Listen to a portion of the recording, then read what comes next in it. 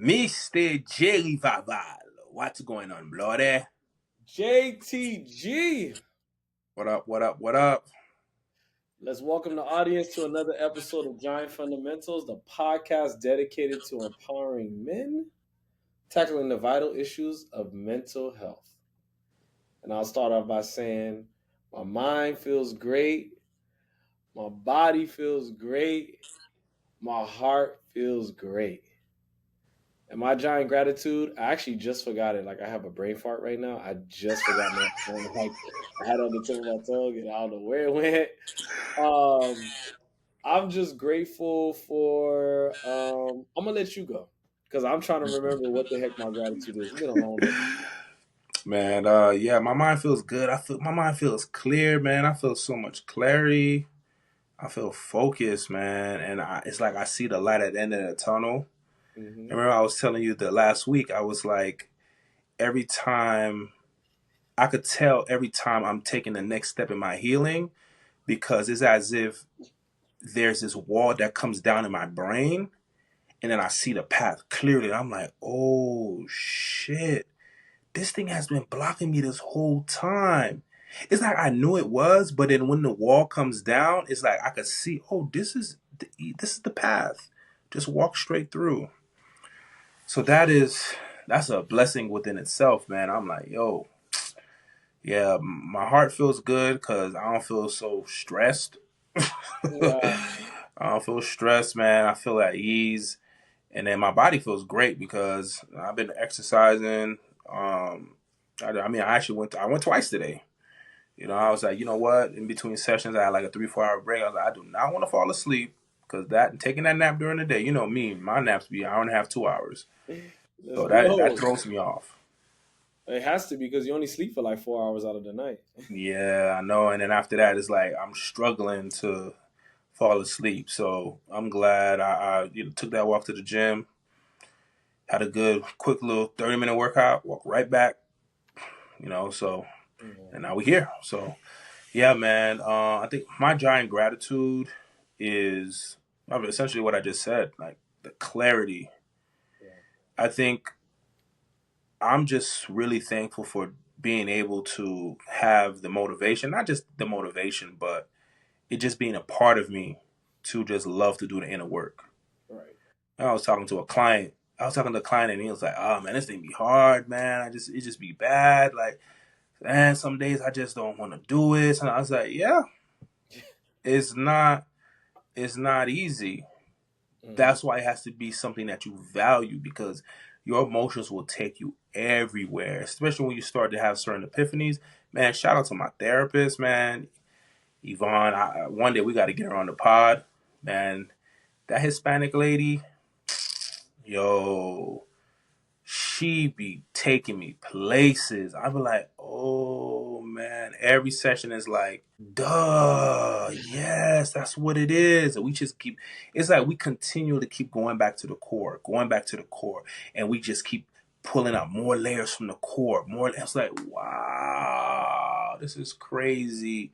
But then I get this sense of like, first it's like, I feel kind of like low, feel down, it feels heavy, Hmm. but then I start to feel light after like maybe like within the next, not the next day, but like within the day before the next day. It used to take me a couple of days before I got out of that funk. That's why I always have therapy on Friday. But Right. now I feel myself is getting better and better. I'm not staying in that space too long. So yeah, man, that's my giant gratitude. Just valuing the work, man. It's a beautiful thing, man. I love it, man. You I know, love it. something that came to mind when you're talking about your client, when he says it's so hard, and about the constant going to the core with your own therapist. Two things. Something that reminded me was The Simpsons and how Homer was working on the nuclear reactor and doing the work. You constantly have to work on your nuclear reactor, which is you internally, so that you don't implode, right? And then when you work on that nuclear reactor day after day, it is hard work, but it powers a whole city, a whole country, right? So if we think of our work and who we are in that fashion, this is that's what it takes, Hmm. right? And my giant gratitude was Oh, you remember? Yeah, I remember I wrote a little note to myself.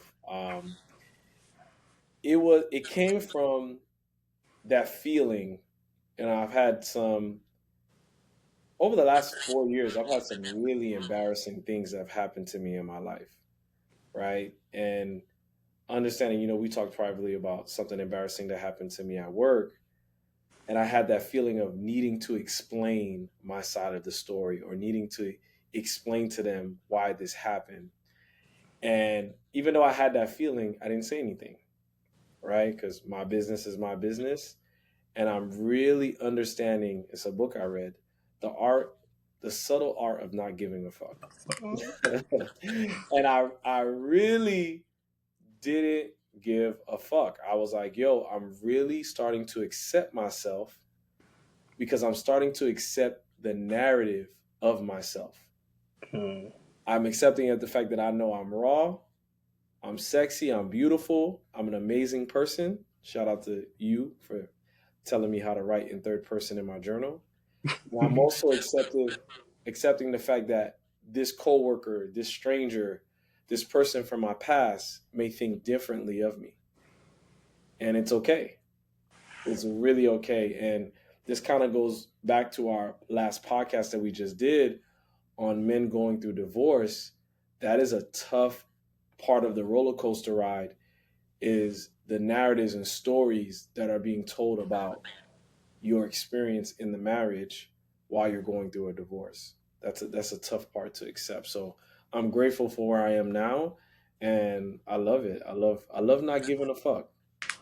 Yes, it's definitely a beautiful place to be. We don't recognize how we are imprisoned when we're so concerned with what other people may think and say. Oh my God, that thing is a prison. Hmm. Hmm. But when you've done your 25 years and you free, give us 25 to life. free. I was facing 25 to life. I'm out now. Live, live, I'm live, out. live, You know what I'm saying? live, Just like live. that gentleman that spoke at the men's event we went to this weekend, he was in prison for 25 years. And he got out. And it was something else, like you were talking to someone and they were like, "Well, I don't like Charlemagne the God." And you was like, "Well, I respect him because I respect people that have a high sense of self-worth." And that spoke to me because in that moment when I felt like I needed or had that feeling to explain myself, I was like, "Nah, I don't care." And I felt my self-worth rising. I felt that. I was like, "Oh, okay. Yeah, Man, you out here, okay, yeah, I don't care. What you gonna do to me?" You know yeah, what I mean? Channel my yeah. inner Kanye. Yo, Kanye boy. He has a strong self concept, boy. Oh, Yeah. very strong. Yep, yep. Hmm. Talking about strong self concept. What mental health music do you have for us this week? What's the M&Ms?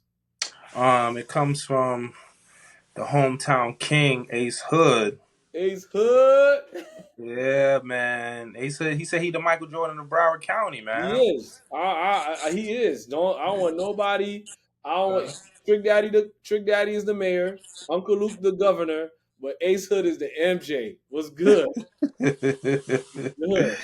yeah, the first track, man. I wish I could just go through the all verses because it's just like, yo, the stuff he's saying. He started off this album so raw. The Yeah. album's called Soul, and the track is called Soul. But the chorus, he says, "Some of us lose just to win again, knowing every butterfly must shed its own skin. Mhm. That's when life begins. Through my suffering, I've been born again. Born again, born again. Through my suffering, I've been born again." And that sticks out to me a lot because I don't think many of us recognize, nor do we accept, that pain is the road. Like you have to take the road of pain to prosperity.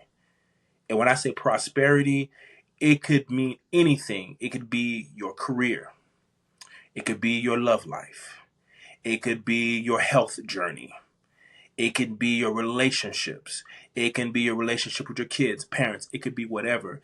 But there is a certain amount of pain that you have to be able to experience in order to really fully experience the full breadth and depth of life.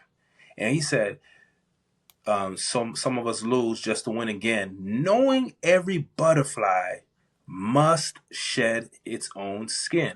That's a principle.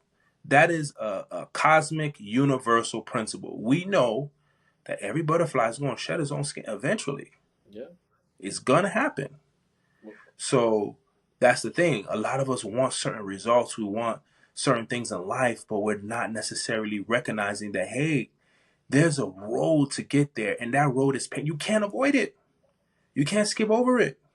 You can't, because it's more about the person that you're becoming and less about the destination. I think a lot of us focus on the destination. That's why we try to skip steps. That's why we try to wiggle our way around to get what we want. But nah, yeah. So, I yep. love that. It reminds me of our formula from Ray Dalio: Mm-hmm. pain plus reflection equals progress. And it's funny because I was talking to you earlier today. I realized that in my own journey, because my divorce was like the biggest impactful thing that ever happened to my life. And I'm not a type of person, I don't blame, I don't put a lot of blame on my ex. I don't, I know what I did, or the part that I took in the dissolution of my marriage. But I also realized that it was going to happen no matter what, no matter who was in that seat of wife for me, because of who I was, who I am, and who I was becoming. Right. So understanding, like you said, I was a butterfly. I was going to shed my skin anyway. I was going to get. I was. That was my walk. That I had to walk. Right. That's the road that I had to go down. And that's deep introspection by Ace Hood. But now Yo, the whole track is like, the whole track, whoa, yeah, he was in a man. meditative state for that. Yes, yo. And to your point, Mhm. when you talk about, it didn't matter who was in that seat of wife, it was gonna happen. And that's essentially what he's saying in the track. But what we're doing is we're just saying that, yo, you're eventually gonna have to shed your programming. Yes, But some people hold on to it and they don't recognize, bro, that's why you're unhappy with life. exactly. Because you're so afraid to step out of what you've always known. And don't get me wrong, it is extremely scary. Mhm. But I truly believe that life does this thing where it understands. All right, you may be too scared. So I'm going to have to do something so you can step out. And sometimes it's not even our choice, it just happens. And Mhm. then we have no choice but to step out. So always say, "Oh, God is love." That's what I believe that love is about too. It's like, yo, I'm gonna give you what, not just what you need, but what you want. But you know you want it, but you're trying to get it in a specific way. But it has to happen this way. So I'm gonna do things in life to make it happen that way. Yeah, it's gonna be painful, but at the end of it, you're gonna be able to see like, whoa, I'm glad things happened the way that they did. So we got to be willing to shed that programming, and that's the thing. Like, no one has the right, the authority, or the space to say, "Oh, you're not supposed to shed this." Like, this is what nobody. This is your life. Nobody can say anything, and that's one thing that I've embraced. It's like people can say whatever they want, or what I'm doing, what I'm not doing, where I'm going, where I'm not going. But at the end of the day, it's my life. Right. Like, you can tell me, well, you could bring whatever scripture you want to bring. You can say whatever you want to say. At the end of the day, I don't care what you say because it's my life. And I realize we like to trap each other in that cycle, in that programming. That's not working for any of us. I honestly feel like when God is giving us what we want and what we need and giving us that hard path to whatever that end result is, or just becoming a better person, I honestly feel like He does that so that we can keep it. Because I feel like if you take a shortcut, it's kind of like when you win the lotto, and they always say 97% of people win the lotto lose it. It's because they ain't really work for it. Right? They got Yeah. lucky, boom. But when you work for it, you also learn how to keep it. And Yes. even though this journey is hard in life, and you're doing so much, and you're healing yourself and becoming, but when you get to a certain threshold, you learn how to keep it. You keep that that position in your life, right? Yeah. And I know when it comes to me, something that I struggle with doing the healing work, with becoming a better person, reestablishing my life, there are times where I don't feel worthy or my worth is low. And look, I do my affirmations. I try not to speak to myself negatively, but I'll be lying if I didn't say I have those moments where I feel worthless. Same. So I know you wanted to introduce to us something that you've been pondering on, something that you've been working on, that you recently discovered. And you said every man's worth is based off of this one fact. Mm-hmm. Mm-hmm. So I'm interested to know what do you give me the juice. Yeah. So I think a lot of us as men, we have a very challenging and difficult time understanding how valuable we are and understanding our worth. You know, and I'm just gonna have just a very honest moment right now. Like 2 sessions ago with my therapist, as I'm saying certain things to her, she said, yeah, I'm gonna send you a book on self-esteem. And then when she said that, I felt offended. Wow. I felt offended. But I've learned, hey, chill out. And I trust her too. I trust her. So I'm like, you know what? She's seeing something that I don't see. But if I'm honest, I'm like, there are parts of me where my self worth and how I feel about myself is low. Especially when I think back to when I was a kid. Yo, I'm like, yo, I really had low self esteem as a kid. I really covered that thing up. But what ended up happening was as I got older, and this is what a lot of us do, and this is where the shadow work is important. Yeah, go check out that episode on the shadow work. Is I develop these masks and I develop a persona that will suppress my insecurities, bro. And I thought about it logically. I was like, yo, first of all, I ain't grew up with my parents. That's one strike. Secondly, there are so many things I can say, but I'll say secondly, my mother lived just a few blocks away from us, from my grandmother and I. She would call the house and she would say, where's your mom? Pass your mom the phone. Every time she did that, I felt something within myself. Like, she's disowning me. Mm, I know you're my mom.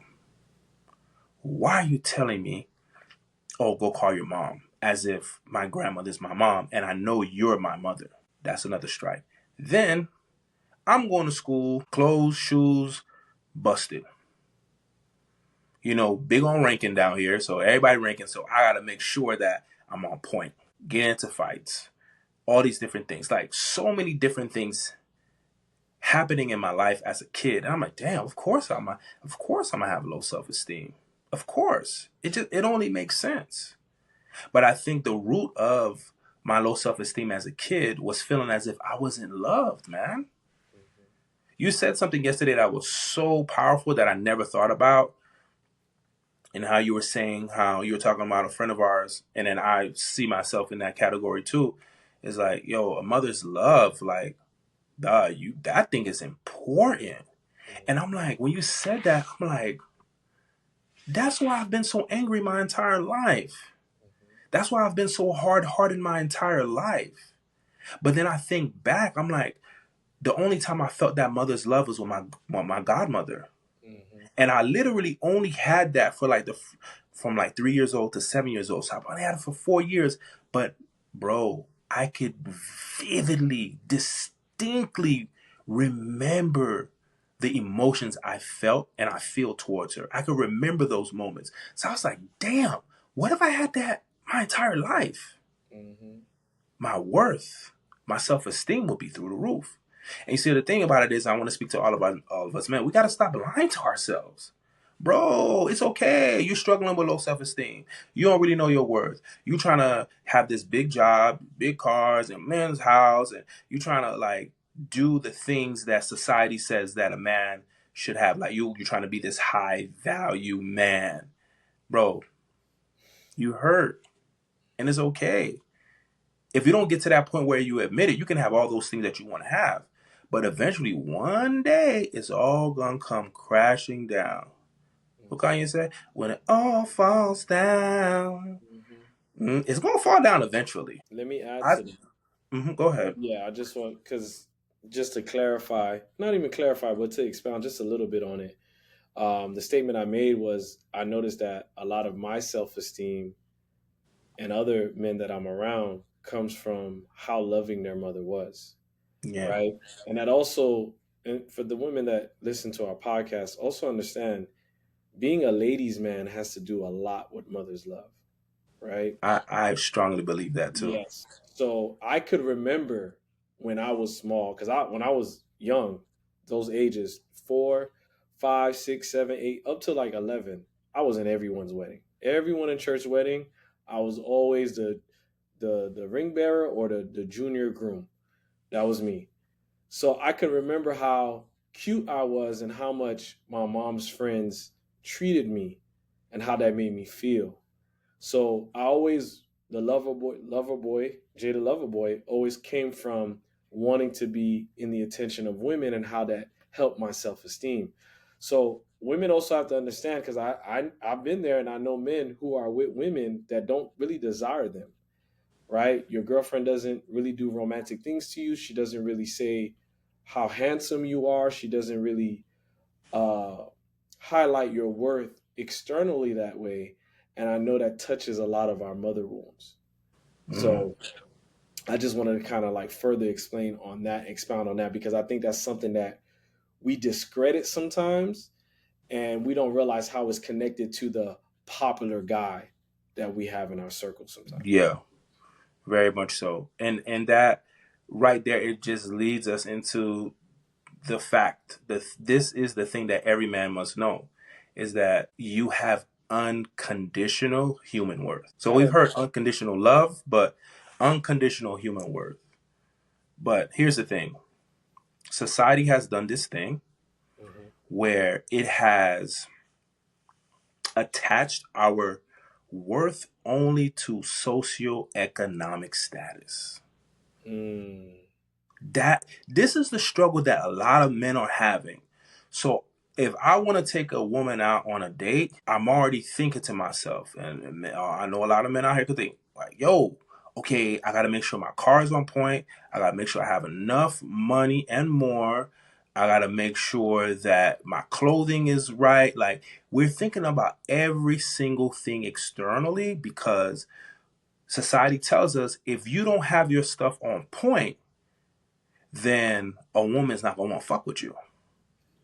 Remember the thing I sent you the other day on YouTube with those clips where Ah, Buddy, yeah, Buddy was like, he was trying to holler at the girl and she was like, nah, she's good or whatever. And he's in the street. He's like, okay, cool. So he's starting to walk back and he walks to his car. I forgot he had some type of he had really a big, super Ferrari. car. Yeah, He had a Ferrari, it's okay. a And SUV. she saw that and came right back to him. Like, oh, this is yours? Oh, why you ain't telling me that? This He was like, what?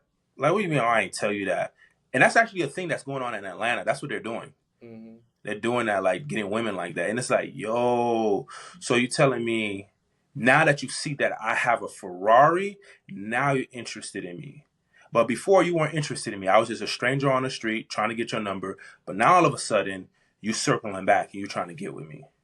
I know they're doing clips of it now, but we always knew that about women from a socio-economical standpoint. Like we always knew if I pulled up to the scene in a Ferrari versus a Honda, Yeah. she gonna feel me more on the Ferrari. Like we knew this deep down inside. So when you said unconditional self-worth, it doesn't even compute in my mind. It doesn't even Yeah. sound like it's supposed to work. Yeah. Not Yeah. for a man. Yeah.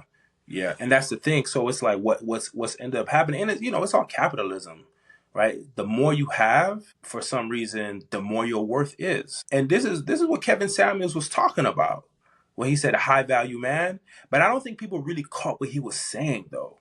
Because he was directing it to the women. He's like, look, there's not a the men that you want, that status is probably only like 1% of them. You're not going to get that man. You don't fit his description. So understand that you need to get with the man that's the truck driver. that's faithful, that's going to come home, that's responsible, so on and so forth. But you feel as if that type of man is beneath you. Mm-hmm. You want the man that has the $1 million and has all this access and so on and so forth. That's what you want. But you don't even recognize that you're not even in his class. So right then and there, I don't think people really recognize with his messaging. He's like, yo, you guys are you're looking at the wrong stuff. Yo, you making your $70,000 a year. That man probably making his 40, 50, 60, $70,000 a year. Put that money together and build something together. Yeah. Stop looking for the man that's you feel as if you're gonna be able to kick back and just do nothing. Bro, we don't live in that society. I don't think people recognize that. It's hard to be out here by yourself financially. Yep. Right? So this is where people are starting from. They're starting from the socioeconomic worth. That's how a lot of men are starting from. Because they tell us, all right, yeah, go to school, get a good job, put yourself together, build yourself up. Because when they say build yourself up, they're really just talking about like career and money. They're not talking about the inner work for real. Right. That's really what they're talking about. But the unconditional human worth and value is inherently eternal. There's no end to it, meaning every single person, me as a therapist, and then the bum on the street, we both have equal human worth. There's no difference. But we don't see it that way. We judge people, and men are judged based off of the socioeconomic worth. And this is fucking with a lot of us. This is impacting our self-esteem because that's where we're starting from. That's where society has shown us we should start from. But we all have a unconditional human worth. And I think to your point about a loving mother, I think mother's love shows us that. It makes us feel that. Yeah. So there's five things it is the person says. It's called Howard's Law of Human Worth. It says the number one, every man has infinite, internal, external, and unconditional worth as a person. Everyone across the board has the same worth. So I have the same worth as LeBron, Jay-Z, Bill Gates. They have the same worth as me. Human worth. There's absolutely no difference. That's going to be hard for people to swallow. Of course, because we've been brainwashed to think that when you have more money, you have more worth. Yes, they have more value in the marketplace. But when it comes to the grand scheme of existence, we are all on the same page. Ooh, that hit me. Like when you say marketplace, I think a lot of people don't realize, do you want your love to be auctioned in the marketplace? Bro. That's what we're doing. Bro. You're the highest bidder. Bro. Yeah. So now what we don't recognize that when you are defining your worth based off of the marketplace, you don't realize you're essentially just relating to yourself as an asset, not a human being. You're just an we were created to be more than assets, bro. We have God in us. What is an asset? But we don't even recognize that. We're so focused on, I gotta have this, I gotta have that, I gotta attain this. And don't get me wrong, I believe we should aspire to get as much as we can. Okay? I do believe that. But we have to stop. Let me say this. We have to stop putting the cart before the horse, man. Yeah. We've conditioned ourselves to make love a consumer product. Exactly. And I think that you're not gonna be happy. Like, yo, you got to question if this dom really want to be with you for real, or is she with you for what you have? You really want to go to sleep at night wondering that all the time? Because somebody always gonna have more. Come on, kid. Somebody Vion always gonna be bigger. Right? Exactly. This is the second one. Oh, this one's heavy. All men have equal worth as people. Worth is not comparative or competitive. Although you might be better at sports, academics, or business, and I might be better in social skills, we both have equal worth as human beings. That speaks to our little boy wound because growing up, especially in the hood, if you didn't know how to play sports and if you didn't know how to fight, you wasn't masculine enough. Exactly. You had So to have one of them. you had to have a one, and if you had two, Oh, yeah. yeah, you Yeah, you you, good. you was balling. Yep. If you had one, you was straight. You was like, all right, Hmm. yeah, I'm not gonna. Jay know how to fight. Other one, he got a jump shot. All right, cool. What you got? I got a straight A in my classes. Yeah, Hmm. you most likely to make money later on in life, but right now you're not the man. So Hmm. then you do make money, but you've been labeled as the nerd your whole life, Yeah. right? And now you're trying to buy back that love through your success. Michael B. Jordan. Remember that the girl that interviewed him? Yeah, he Yeah, almost he's like, oh, exposed. he's like, yeah, the corny kid, right? You saw it in his face. He And was like, mm-hmm, he held yeah, that. mm-hmm. You know He held what I'm on to saying? that. And He it held on to it.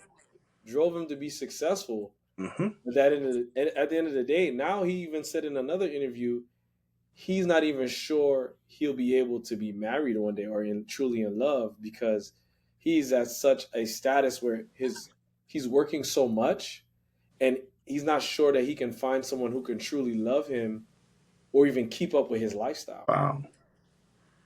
That's crazy. He's gotten to a point where he don't even think he will ever be able to try and find true love. That's what he's saying. Dang. Well, because of his success, he has a lot of people in the marketplace Mm-hmm. shopping for Mm-hmm. that. He's an asset. He's an asset. There you go. So I guess it's not all cracked up what it's supposed to be a high value man then, huh? Correct. Everything has its pros and cons, right? Everything has Hmm. its drawbacks. Hmm. Number 3. Neither add to nor diminish worth. Externals include things like money, looks, performance, and achievements. These only increase one's market or social worth. Worth as a man, however, is infinite and unchanging. Damn. So that's essentially telling you to separate the externals from who you are internally. Yeah. Because at the end of the day, when it all comes together, at the end of the day, your worth literally is based off of you being created and existing. Hmm. Like I've heard it so many times, like, yeah, you're good enough. You're good. I remember like back in the day, like being in church and stuff.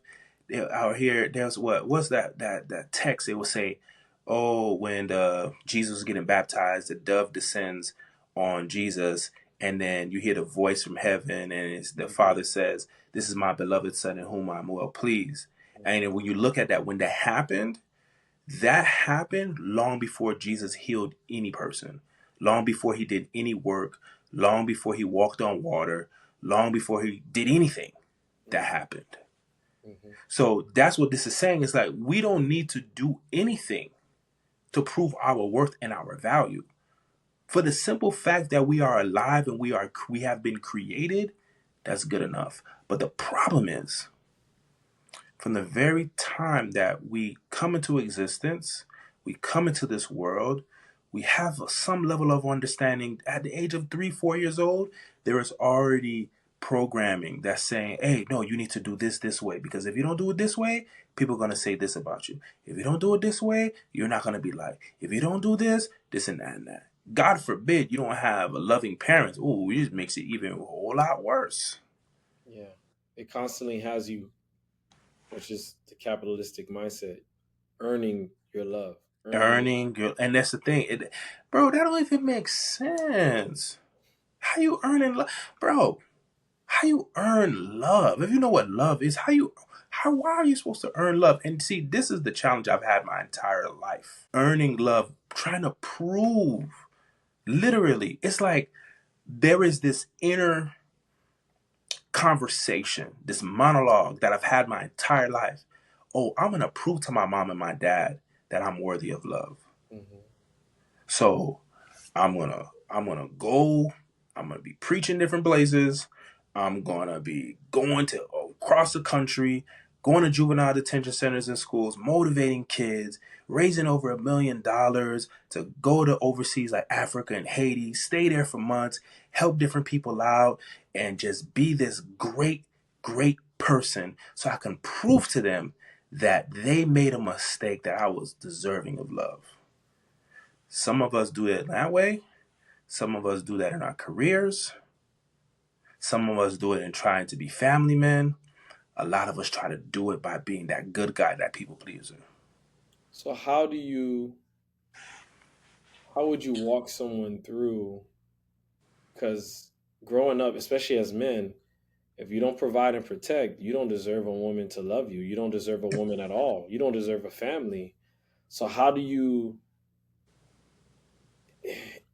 you fight that narrative? Because there's always a fear that I don't want to be a quote unquote bum or a lazy guy. Mm-hmm. Like, because that, especially growing up in a Caribbean tradition or culture, if you are that bum in the street, you're that bum for a reason, and you don't deserve to be loved and sheltered and given a chance. Yeah. I don't believe that there's anything wrong with being a provider and protector. I just feel like the wrong things have hijacked it. Mm, When you're trying to prove, bro, that's why I became a provider, a protector, because I was trying to prove something. Because it's like being a provider and protector to me, those are vehicles. yeah, They can be vehicles to show love, or they can be vehicles to try to prove your worth. And I believe a lot of men take those roles on trying to prove their worth. yeah, But literally, being a provider and protector is a derivative. It literally is supposed to derive from what you experienced as a child, the love you experienced, mm, the support you've experienced, the protection you've experienced, the provision you've experienced. That's where it's supposed to come from. But for me, I didn't get that growing up. I was on my own. So now I'm using the resentment, I'm using the anger towards my parents, towards my family. And I'm saying, oh, okay, I'm going to show them that they made a mistake. So I'm going to take being a provider and protector and I'm going to overdo it. But guess what happens? I just end up becoming resentful because I'm not proving anything. It's not working. yeah, It's not. I'm becoming resentful. I'm becoming frustrated. It's not working. mm, So we literally have to shift that. We have to shift it into the love narrative, on the love side and not the proving side. And that's the thing about men. That's what we've always done as kids. Like I remember, I was a kid. I was in my 20s. When I was in college, I was in intramurals, basketball intramurals, and boy, I ain't played basketball in a long time. I was trash. Fatra. Gabish. basura. And, see, again, I'm with that. I got to prove it motor. So I was like, nah, man, I can't be coming out here looking like this. Like, what? What? I'm thinking back to when I was younger. I used to be balling, hooping. I was so good. I was like, nah, I can't. Man, I went to the local academy and I went to the basketball court and I was just practicing, practicing, practicing, practicing, practicing, practicing. Yo, you know me in practice. I would keep going, going, going. And then we were like in the playoff game. And that playoff game was my best game. Mhm. Like I scored, I was getting offensive rebounds. It was just a lot. I was doing a lot, and I felt good about that. But then I was like, dang. As I look back now, I'm like, yo, it's like everything I was trying to do in life is I was trying to prove something. Mm, But that's the masculine energy, though. It's like that's how we grew up. Boy, my God. Even just playing sandlot football in the neighborhood. Oh, I don't do good? All right, man, I'm going to go home. I'm going to do this. Man, I was watching film long before film was a thing. I'm watching NFL thing. I'm trying to see, like, okay, how can I do this and that and that? I'm going in my backyard, practicing by myself. Because for me, that's where my value comes from. Like you said, like, yo, these niggas got to know they can't fuck with me. Like, I could ball. mhm, That's what and it's like that carries over into everything. But after a while, yo, that gets tiring. yeah, That gets deflating because now my worth and my value is predicated on what I can bring to the table. Whereas if I'm living life knowing that I have this unconditional human worth, knowing that makes me feel good about myself, builds my self esteem and my self confidence, which allows me to do what I do, whatever roles I take upon, with love, with power, Mm-hmm. instead of trying to do those roles to gain love and to feel powerful. And I just want to say, because you said something about utilizing your masculine energy. I honestly don't think it's a masculine energy per se, because I've seen women try to prove their love in a feminine way as well, right? Mm, Always providing and cooking and cleaning and doing things and showing up and supporting a certain way to prove, like, hey, I'm worthy to be this woman in your life or to be a wife or whatever the case may be. I think that sometimes we confuse that because we live in a patriarchy. We confuse the proving ground as masculine energy, but it's actually just our programming of that's just the society we live in, where you always have to prove you deserve this seat, prove you mm. deserve that love, prove you deserve that promotion or that money or whatever the case may be. But ultimately, and I know you still have two more points with Howard's love, but ultimately, all you have to do is prove it to yourself. The thing about it, that's a great point. Yeah, you're right. But there's no proof. But that's the thing. When you know you have, when it's something is unconditional, there's nothing to prove. Mm, There's nothing to prove. You already have it. You don't need to work for it. It's there. It's yours. it's yours. Point number 4. Worth is stable and never in jeopardy. Well, see, we just said that. Even if someone rejects you.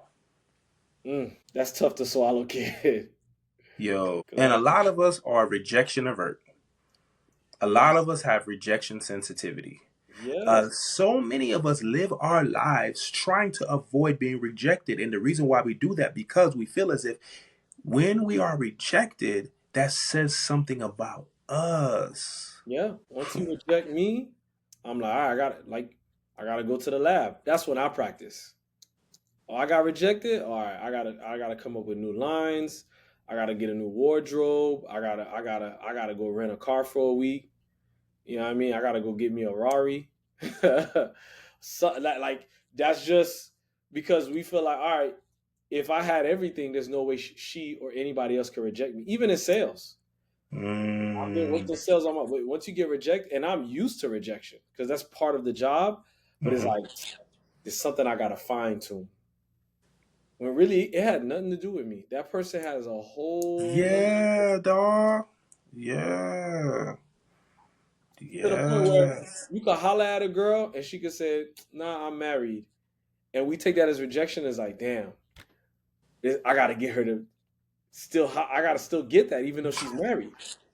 You know what I'm saying? Like, it was like, "What? You married?" Like, nah, I must have used the wrong lines. Yo, these are the things that it goes to a man. I know the fellas out there know what I'm talking about. Like, you, even though it makes sense to be rejected, we still find a way to feel sensitive about that rejection. Yep.